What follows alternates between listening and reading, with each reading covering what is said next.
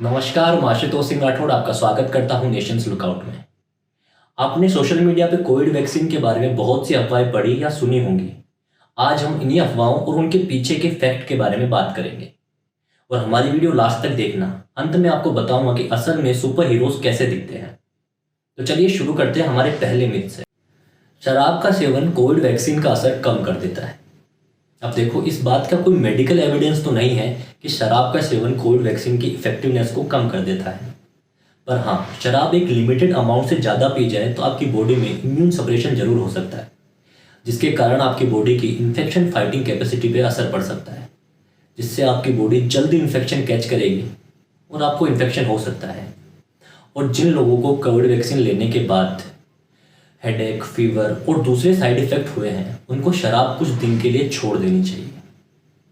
पर साइंटिस्ट के अकॉर्डिंग शराब और कोविड वैक्सीन आपस में कोई रिलेशन नहीं है, तो ये मिथ पूरी तरीके से गलत है। कोविड-19 वैक्सीन में पिग फैट है। अब न्यूज़पेपर्स की माने तो कोविड-19 वैक्सीन बनाने में किसी भी तरीके से पिग फैट का यूज़ नहीं किया गया है। पर हाँ, पिग फैट का वैक्सीन स्टेबलाइजर के तौर पे बहुत सी वैक्सीन्स में यूज़ किया जा चुका है।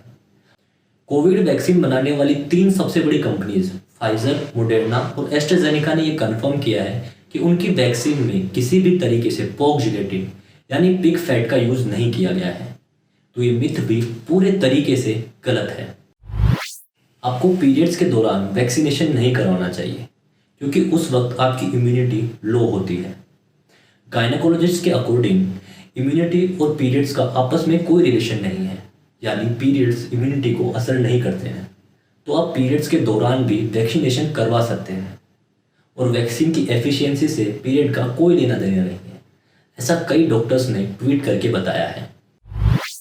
कोविड-19 वैक्सीन आपको इनफर्टाइल बना सकती है। अब इस मिथ के पीछे के फैक्ट को समझने के लिए हमें समझना होगा कि मैसेंजर आरएनए क्या होता है। मैसेंजर आरएनए एक सिंगल स्ट्रैंडेड मॉलिक्यूल होता है जो कि जेनेटिक इंफॉर्मेशन कैरी करता है 3 बेस कोड के रूप में, और ये हर एक बेस कोड स्पेसिफाई करता है एक अमीनो एसिड को। हमारे बॉडी में प्रोटीन फॉर्मेशन में मैसेंजर आरएनए का एक मेजर रोल होता है। तो अब आप सोच रहे होंगे कि मैसेंजर आरएनए से हमें खतरा क्या है। मैसेंजर आरएनए कोविड-19 वैक्सीन में प्रेजेंट है, जो कि शायद प्लेसेंटा में मौजूद सिंसाइटिन-1 नाम के प्रोटीन को अटैक कर सकता है, जिसकी स्ट्रक्चर काफ़ी हद तक मिलती जुलती है कोरोना वायरस स्पाइक प्रोटीन के साथ।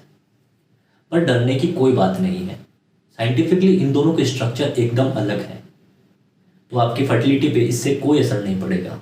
तो ये मिथ भी पूरे तरीके से गलत है। कोविड-19 के वैक्सीनेशन से आपको ब्लड क्लॉटिंग हो सकती है। अब इस बात को हम पूरी तरीके से गलत नहीं कह सकते, क्योंकि ऐसे बहुत से सारे केस देखने को मिले हैं जिनमें ब्लड क्लॉटिंग हुई है और कुछ लोगों की तो मौत भी हो चुकी है। तो ऑक्सफोर्ड की एक यूनिवर्सिटी ने इस केस पे स्टडी किया और पाया कि 1 मिलियन में से ऐसे 5 केस ही आते हैं, जिसका मतलब ये बहुत ही रेयर केस में होता है।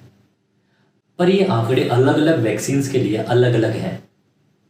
पर खुशी की बात यह है कि हमारी इंडियन मेड वैक्सीन्स कोवैक्सीन और कोविशील्ड में ऐसा कोई भी केस देखने को नहीं मिला है। तो आप बेफिक्र होकर वैक्सीनेशन करवा सकते हैं। अब मैं आपको बताता हूँ कि असल में सुपर हीरो कैसे दिखते हैं। ये है नागपुर के रहने वाले नारायण राव दाभाडकर। कोरोना संक्रमण के चलते ये एक हॉस्पिटल में एडमिट थे और कोरोना के इलाज के दौरान उन्होंने देखा कि एक औरत हॉस्पिटल स्टाफ के सामने गिड़गिड़ा रही है, भीख मांग रही है कि कोई उसके पति को एडमिट कर लो। पर बेड्स की कमी होने के कारण हॉस्पिटल वाले उसे मना कर रहे थे। तो नारायण राव जी को उसके पति पे दया आ गई और उन्होंने अपना बेड ये कहकर खाली कर दिया कि मैंने अपने हिस्से की ज़िंदगी जी ली है और अब इस बेड की ज़रूरत इस युवा को है। इसके सर पे घर की जिम्मेदारियां हैं। और इस इंसिडेंट के 3 दिन बाद ही नारायण राव जी हमारे बीच नहीं रहे। किसी अनजान व्यक्ति के लिए अपनी लाइफ सेक्रीफाइस तो सिर्फ एक सुपर हीरो ही कर सकता है। सैल्यूट है सर आपको।